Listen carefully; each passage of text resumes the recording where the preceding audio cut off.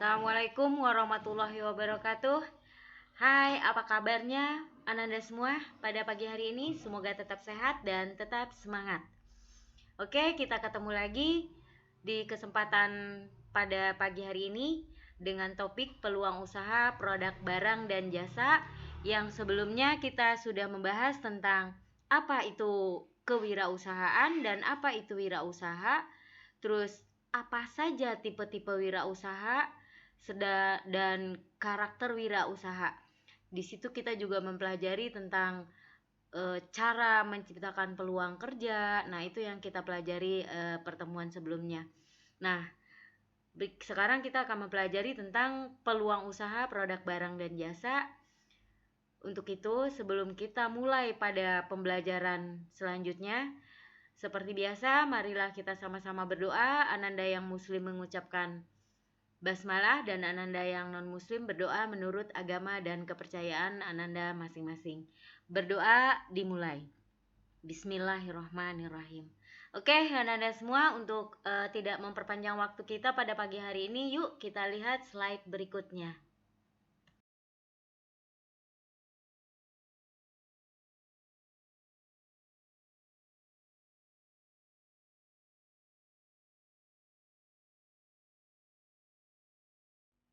Oke, Ananda semua, kali ini kita ketemu dengan kompetensi dasar 32 dan 42, menganalisis peluang usaha produk barang dan jasa dan merencanakan produk usaha. Yuk kita lihat apa saja tujuan pembelajarannya.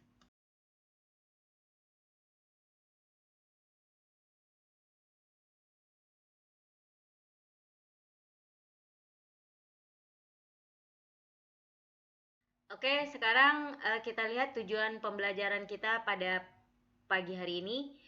Jadi di sini nanti setelah mempelajari dari berbagai sumber dan melakukan diskusi, nah nanti Ananda diharapkan dapat menjelaskan peluang usaha kreatif di Indonesia dengan benar. Yang kedua, Ananda dapat mempresentasikan hasil analisis tentang peluang usaha kreatif di Indonesia dengan baik. Dan yang ketiga, Ananda bisa menjelaskan sumber peluang usaha di lingkungan sekitar dengan benar. Yang keempat, membuat ide usaha dari sumber peluang usaha yang ada di lingkungan sekitar. Yang kelima, bisa menyebutkan kesalahan yang membuat peluang usaha gagal dengan benar.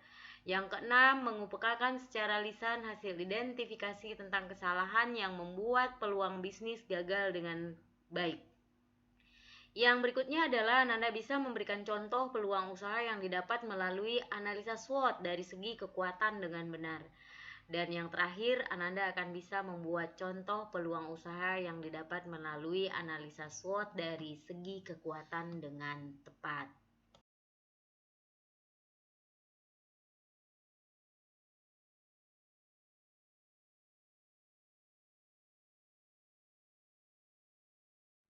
Materi yang akan kita pelajari pada pagi hari ini adalah yang pertama, apa sih itu pengertian dan ciri peluang usaha? Yang kedua, sumber-sumber peluang usaha itu dari mana saja? Yang ketiga, kita akan melihat faktor keberhasilan dan kegagalan dari suatu peluang usaha. Yang keempat, kita akan menganalisis peluang usaha itu dengan analisa SWOT. Yuk kita lihat satu persatu materi kita.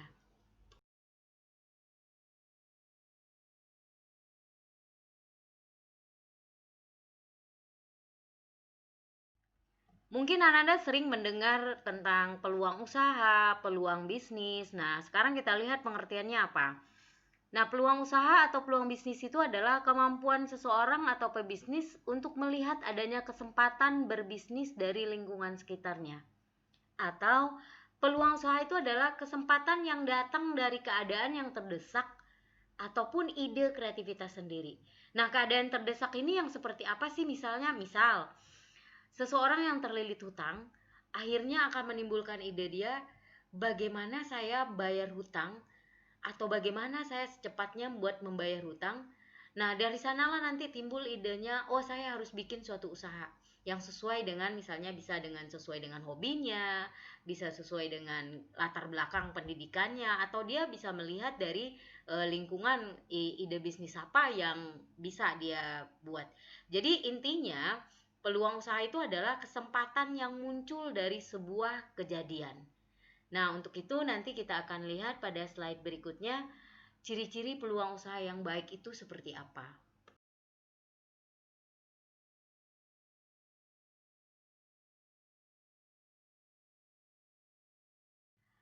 Oke, peluang yang berasal dari sebuah ide yang diperoleh dari sebuah inspirasi itu harus merupakan peluang yang potensial, sehingga nanti peluang tersebut dapat dikategorikan sebagai peluang usaha yang baik.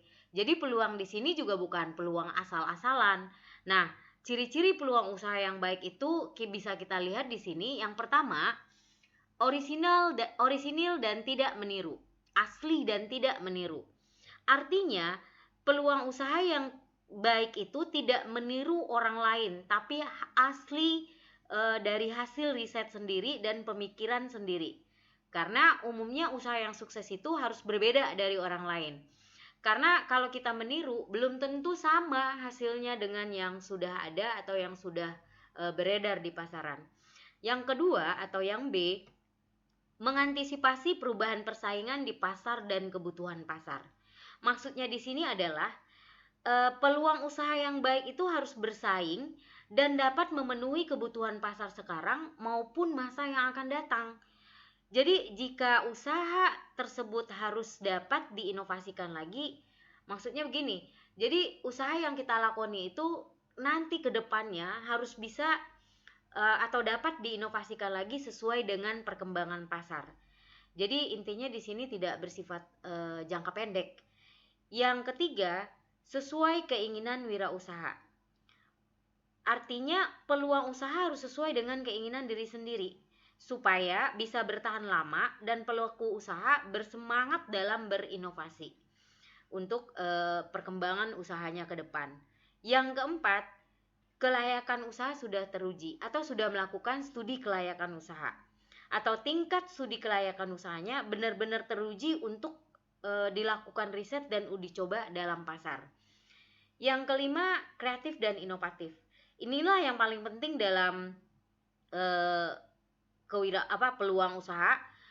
Ya, peluang usaha mempunyai ide yang kreatif dan inovatif, bukan seperti tadi yang saya bilang, tidak merupakan karya orang lain, tapi asli berasal dari pemikiran, ide dari diri sendiri.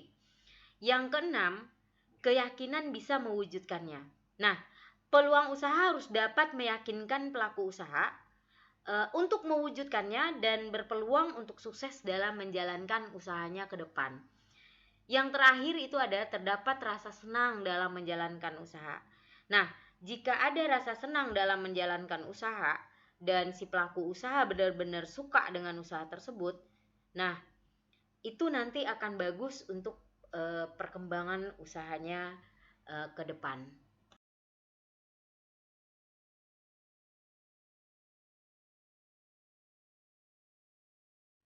Nah, berbicara tentang kebutuhan pasar tadi, seorang wirausaha dia harus mengetahui kebutuhan masyarakat atau kebutuhan pasar. Dan dia juga harus memahami apa yang sedang booming di kalangan masyarakat. Dengan demikian, seorang wirausaha dapat mengenali dan menciptakan peluang usaha yang tepat. Nah, cara wirausaha untuk mengetahui kebutuhan pasar itu ada 4 cara. Yang pertama, terjun langsung ke pasar dan melakukan pengamatan. Dalam hal ini mungkin kita melakukan yang namanya riset pasar. Yang B, berbicara langsung dengan masyarakat.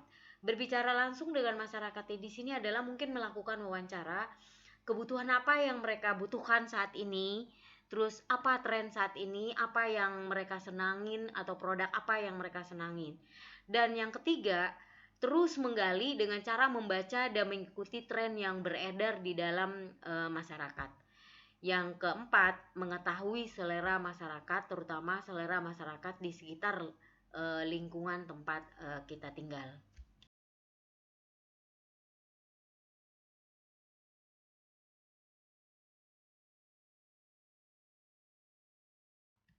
Sekarang kita lihat yang B, yaitu sumber-sumber peluang usaha.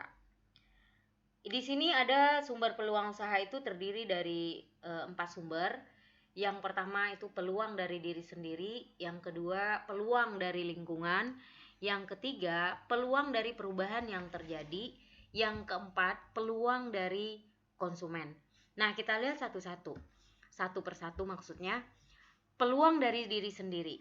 Nah, peluang dari diri sendiri atau peluang yang paling potensial dan sangat besar rasio kesuksesannya adalah peluang yang bersumber dari dalam diri sendiri. Peluang yang berasal dari diri sendiri itu biasanya terdiri atas 3 macam. Yang pertama, hobi. Hobi yang dimiliki seseorang dapat menjadi awal kesuksesan dalam berwirausaha. Bahkan usahanya dapat berkembang dengan pesat. Contoh misalnya, seseorang yang hobi berdandan, dia sangat gemar dengan make up. Dari hobi inilah nanti seseorang tersebut membuka jasa make up untuk acara wisuda atau untuk acara pernikahan, tentunya didukung dengan skill masing-masing. Nah, yang kedua berasal dari keahlian. Jadi peluang dari diri sendiri yang kedua itu berasal dari keahlian. Keahlian yang dimiliki itu dapat menjadi modal untuk mengembangkan usaha yang sesuai dengan bidang keahlian yang dipunyai. Misalnya, Iwan mempunyai keahlian mendesain baju. Dari keahliannya itu nanti dia mungkin bisa membuka distro buat remaja yang mempunyai desain yang unik. Nah, seperti itu misalnya. Nah, peluang usaha dari diri sendiri yang ketiga itu adalah pengetahuan dan latar belakang pendidikan. Nah, pengetahuan dan latar belakang pendidikan ini merupakan salah satu hal yang paling potensial menemukan peluang emas, karena sudah mengetahui, sudah mempelajari, dan sudah memahami bidang usaha yang akan ditekuni. Misal nih, Ima seorang lulusan SMK jurusan tata kecantikan. Dia menemukan peluang usaha untuk membuka salon kecantikan yang menggunakan teknik tata rias terkini. Nah, kenapa? Karena Ima menguasai teknik tata rias tersebut itu berdasarkan pengetahuan yang didapat dari ketika dia dalam pendidikan. Nah, sekarang kita lihat sumber peluang usaha yang kedua. Sumber peluang usaha yang kedua itu berasal dari lingkungan. Nah, peluang usaha yang timbul dari lingkungan itu antara lain berasal dari yang pertama adalah usaha orang tua. Nah, usaha yang telah dijalankan oleh orang tua itu dapat mendatangkan inspirasi usaha. Usaha yang telah dijalankan orang tua ini itu dapat dikembangkan lagi. Misalnya, Sofia mempunyai orang tua yang dia orang tuanya membuka usaha konveksi. Nah, dari usaha orang tua inilah nanti Sofia nanti akan menemukan peluang usaha untuk memasarkan produk hasil konveksi orang tuanya secara online. Nah, yang kedua, sumber peluang dari lingkungan itu adalah lingkungan rumah. Lingkungan rumah di sini maksudnya tetangga, teman sekolah, teman main. Nah, misal di sekitar rumah si Chandra, katakanlah dia namanya Chandra ya. Nah, itu terdapat danau yang ditumbuhi dengan eceng gondok. Nah, jumlah eceng gondok tersebut mungkin sangat-sangat banyak. Nah, dari hal tersebut nanti Chandra akan memiliki satu ide untuk memanfaatkan eceng gondok tersebut menjadikan sebuah kerajinan yang memiliki nilai jual yang tinggi. Atau kamu bisa mengamati dari sekitar tempat tinggalmu apa yang bisa kamu manfaatkan untuk bisa menjadi sebuah produk yang bernilai jual tinggi, misalnya dari ban bekas atau dari kemasan botol air mineral dan masih banyak yang lainnya. Nah, yang ketiga yang berasal dari lingkungan itu adalah kebiasaan. Itu kebiasaan diri sendiri. Nah, dapat memunculkan ide atau peluang untuk menjalankan usaha. Misalnya, Mila ini sering berbelanja online. Nah, dari kebiasaan tersebut, bisa jadi nanti si Mila terinspirasi untuk membuka usaha sendiri, yaitu misal menjual baju secara online. Dari awalnya dia hobi membeli baju secara online, nanti terpikir akan timbul ide, kenapa saya tidak buka usaha baju online sendiri atau toko online sendiri. Nah, itu yang peluang usaha yang sumber peluang usaha yang kedua. Nah, sementara peluang usaha yang ketiga itu berasal dari perubahan yang terjadi. Misalnya dengan perubahan lingkungan. Contoh, di suatu daerah terdapat perguruan tinggi yang dulunya mempunyai mahasiswa yang sedikit, ternyata karena pertambahan atau seiring dengan perjalanan waktu, akhirnya mahasiswa bertambah di lingkungan tempat tinggal tersebut. Mungkin saja nanti akan terfikir untuk membuka usaha laundry, usaha fotokopi dan berbagai macamnya. Yang berikutnya adalah perubahan peraturan pemerintah. Jadi perubahan lingkungan yang terjadi yang kedua adalah perubahan pemerintah. Perubahan peraturan pemerintah itu akan menimbulkan ancaman bagi industri yang terkena dampaknya. Namun justru menimbulkan peluang bagi yang mampu membaca situasi dan mendapatkan manfaatnya. Nah, nanti ini Ananda cari contohnya apa. Yang ketiga, perubahan teknologi. Informasi dan komunikasi seperti kemajuan adanya smartphone dan internet sehingga memunculkan peluang usaha baru, yaitu toko online. Yang berikutnya perubahan tekanan kerja. Tekanan kerja yang semakin tinggi sehingga orang makin banyak membutuhkan hiburan. Nah, dari sini mungkin akan terfikir atau sebuah ide untuk membuka suatu tempat kuliner yang dengan musik live atau dengan berbagai macam yang bisa melakukan hiburan terhadap orang-orang yang memiliki tekanan kerja tinggi ini. Nah, yang terakhir, perubahan tingkat kebutuhan. Jadi perubahan tingkat kebutuhan ini di mana kebutuhan tentang kesehatan gaya hidup dan pola makan masyarakat. Contoh, gaya hidup zaman sekarang itu lebih banyak menyukai hal-hal yang praktis, sehingga muncullah peluang usaha jasa membeli makanan yang menyediakan bagi orang-orang yang tidak sempat pergi. Nah, itu banyak sekarang kamu lihat usahanya apa, pasti sudah tahu itu. Apa coba? Ya, betul. Ada GoFood, ada ya banyak lagi usaha-usaha yang seperti itu. Yang terakhir adalah peluang dari konsumen. Nah, peluang dari konsumen ini itu merupakan suara dari konsumen. Nah, suara konsumen yang dapat menciptakan peluang usaha itu seperti saran dari konsumen terhadap produk dan jasa. Terus keluhan dari konsumen terhadap produk dan jasa. Dia mengeluh terhadap produk lain, aduh produknya kurang bagus nih tentang yang ini. Nah, dari situ nanti akan terfikirkan untuk ide usahanya. Yang berikutnya, permintaan konsumen terhadap barang dan jasa. Dengan keinginan konsumen terhadap barang dan jasa, maka itu akan merupakan suatu situasi yang baik menjadikan seorang wirausaha untuk membuka suatu usahanya. Nah, yang berikutnya adalah harapan konsumen terhadap barang dan jasa ataupun yang sudah ada maupun yang belum ada di pasaran. Jadi ada 4 peluang dari konsumen itu. Yang pertama, saran dari konsumen terhadap barang dan jasa. Yang kedua, keluhan dari konsumen terhadap produk. Yang ketiga, permintaan konsumen terhadap barang dan jasa. Dan yang terakhir, harapan konsumen terhadap barang dan jasa.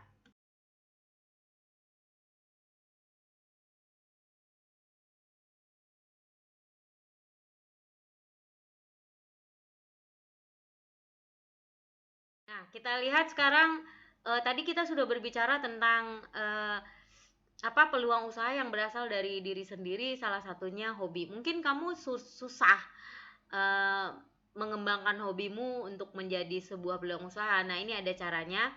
Yang pertama, pertajam hobi yang disukai. Sering-sering melatih hobi kita tersebut. Misalnya kamu hobi masak, ya kamu seringlah praktek untuk masak tersebut. Yang kedua, Menentukan hobi yang memiliki nilai jual. Jadi di sini juga tidak semua hobi yang memiliki nilai jual tinggi. Kamu mungkin bisa lihat, misal kamu seorang yang hobi bermake up. Nah, dari situ nanti kamu bisa membuka jasa salon. Kamu hobinya otak-atik otomotif, nanti mungkin bisa bikin bengkel otomotif yang nantinya akan berkembang menjadi bengkel yang sangat besar. Yang pastinya yang ketiga, untuk mengembangkan hobi itu memperluas pengetahuan dan wawasan. Nah, ini bisa dengan cara berkomunikasi dengan orang-orang di sekitar Anda yang sudah terlebih dahulu sukses dengan usahanya. Yang keempat adalah menciptakan brand atau menciptakan merek. Nah, untuk menciptakan merek ini yang pasti merek itu jangan terlalu panjang dan merek itu harus cepat diingat oleh seorang konsumen. Nah, yang terakhir, mengenali dengan baik target pasar. Ini yang paling pasti, kamu mau bikin suatu usaha. Nah, kamu harus tahu dulu sasaran pasarmu siapa. Seperti itu. Nah, yang berikutnya adalah membangun komunitas. Nah, membangun suatu komunitas ini merupakan penunjang untuk mengembangkan hobi menjadi peluang usaha.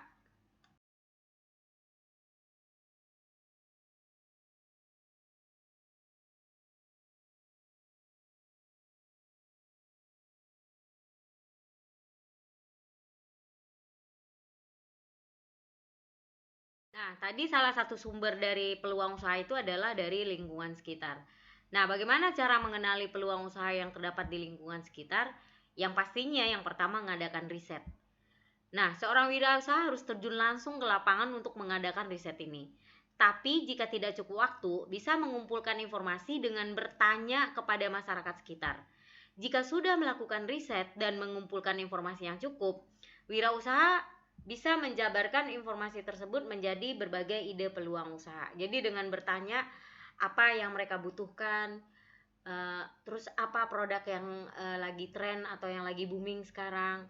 Nah, itu salah satu caranya. Yang kedua adalah mencari cara untuk mengetahui barang dan jasa yang paling dibutuhkan di sekitar lingkungan kita. Nah, usaha yang menawarkan jasa atau barang yang dibutuhkan merupakan jaminan sukses. Kenapa? Karena sudah ada calon pembelinya.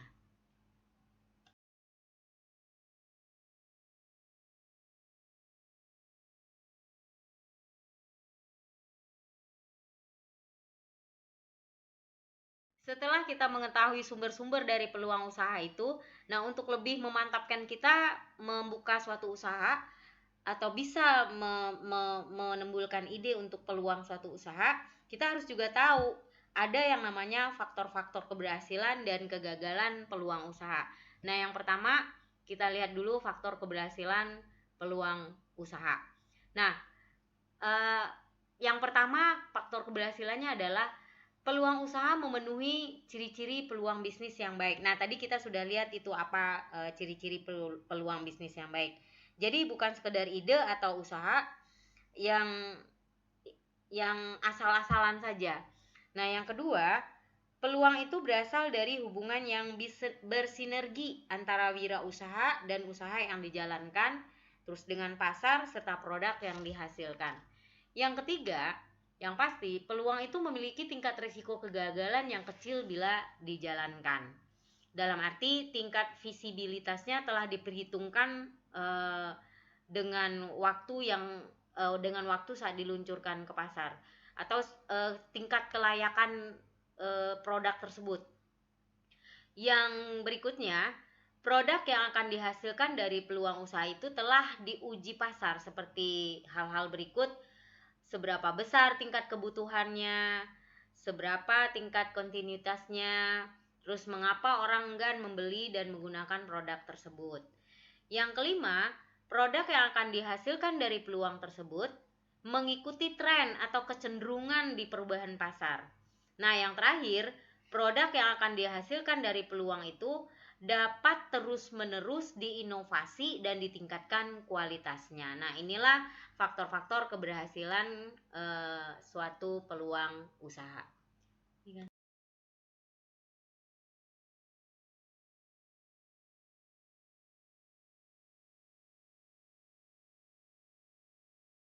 Nah, setelah kita mengetahui faktor keberhasilan, untuk meminimkan resiko dalam membuka suatu peluang usaha, maka kita perlu tahu juga faktor-faktor apa saja yang membuat kegagalan suatu peluang usaha itu. Yang pertama, peluang itu bersifat jangka pendek. Karena kebutuhan pasar bersifat musiman dan tidak kontinu atau sesaat. Yang kedua, peluang usaha itu sudah kadaluarsa. Maksudnya di sini mungkin telah ada orang yang memulai usaha tersebut. Yang ketiga, peluang itu lewat begitu saja karena tidak segera diambil keputusan untuk memulainya. Jadi sifatnya entar, nah yang seperti itu. Yang keempat, peluang itu tidak berasal dari hubungan yang sinergis antara wirausaha dan usaha yang dijalankan, serta pasar dan produk yang dihasilkan. Nah, yang berikutnya, produk yang dihasilkan dari peluang itu tidak melalui uji pasar yang akurat, sehingga akan terjadi hal-hal sebagai berikut. Yang pertama, produk tidak laku di pasar karena tingkat kebutuhannya kecil atau penetapan harga jual yang terlalu tinggi. Yang berikutnya, produk terlihat kuno atau bahasa sekarangnya out of date karena terjadinya perubahan kebutuhan atau munculnya teknologi baru. Yang ketiga, produk mudah ditiru oleh orang lain. Nah, jadi inilah faktor-faktor yang menyebabkan kegagalan peluang usaha.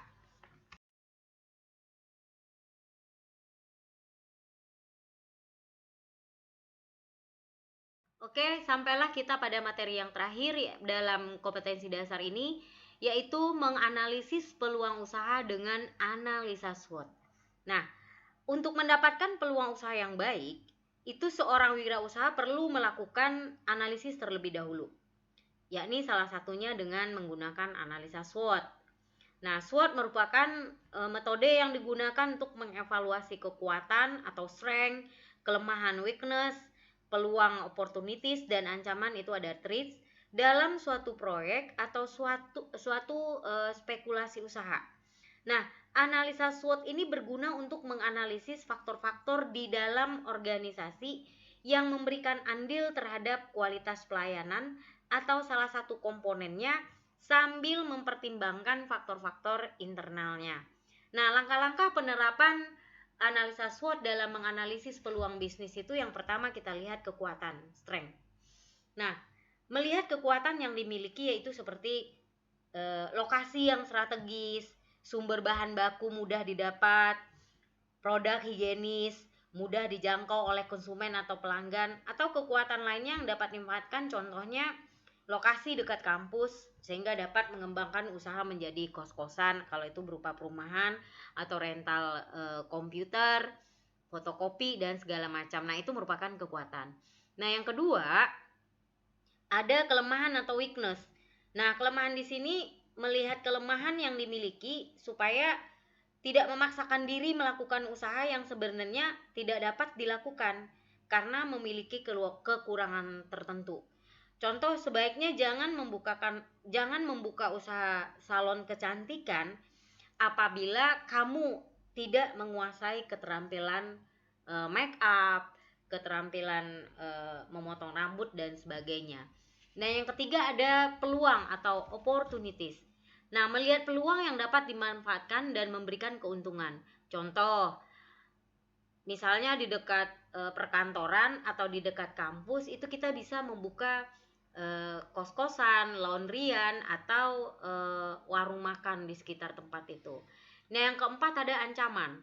Nah, di sini kita harus melihat ancaman terhadap usaha-usaha yang berisiko tinggi, memiliki siklus hidup yang pendek dan tidak terukur. Apalagi jika pesaing-pesaing kita itu memiliki kemampuan yang lebih baik dari kita. Contoh, misalnya adanya perubahan strategi bersaing dalam mengancam posisi usaha kita di pasar. Nah, untuk menambah pemahaman kalian mengenai menganalisis peluang usaha menggunakan analisa SWOT, nanti kalian akan mengerjakan tugas yang ada di Google Classroom. Nah, inilah penerapan daripada analisa SWOT dalam menganalisa peluang usaha yang ada di sekitar kita.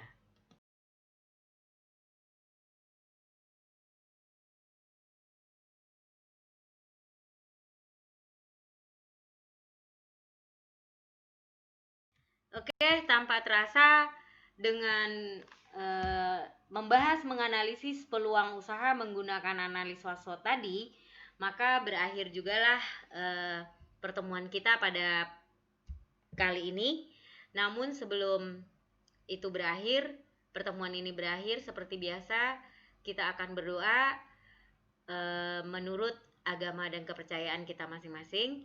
Namun sebelumnya Bu Reja mengingatkan kembali, jangan lupa kerjakan tugas yang ada di Google Classroom dengan disiplin dan bertanggung jawab. Terus absenmu isilah sesuai dengan jadwal mapelmu masing-masing. Oke, sebelum kita akhiri, marilah kita berdoa. Ananda yang muslim membacakan hamdalah, Ananda yang non muslim membacakan berdoa menurut agama dan kepercayaan masing-masing. Alhamdulillahirobbilalamin.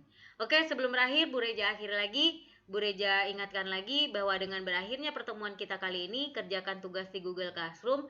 Nanti akan ada tes atau ulangan tentang KD 3.2 dan KD 4.2. Oke, see you next time. Thank you very much.